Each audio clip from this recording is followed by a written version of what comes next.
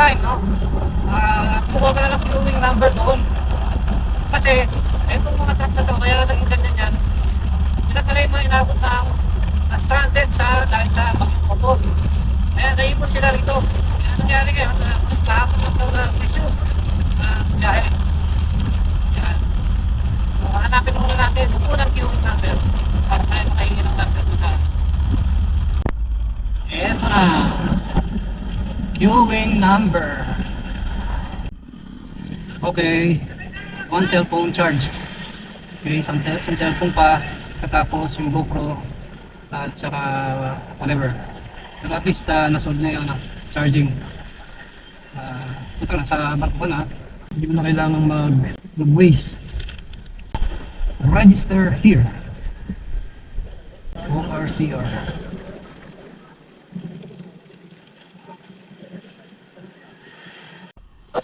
Okay guys, binigyan ako ng queuing number.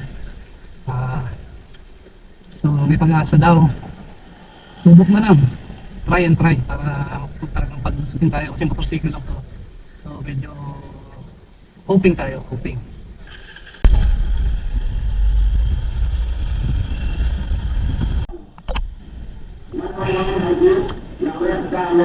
Okay. May queuing number tayo.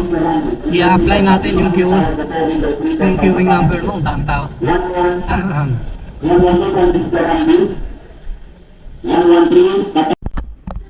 Okay. Hindi naman pala siya kahirap eh. Medyo kailangan lang magtsatsaga ka. So nakuha ko na yung aking bill. Pwede na akong pumasok sa barko. Alright, so alis ako na 12 midnight o 11:30, something like that. So mabiyahe na tayo kaya na alamin natin para. Okay. Entering the barko. Kaya lang gutom na ako. Mahirap na lumabas. Saan ang pasok din?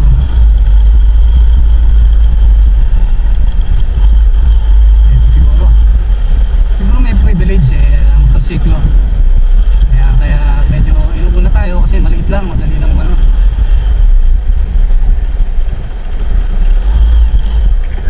Ayun, Santa Clara. Kaya. May tabi sila oh. This will be my second time. Sir.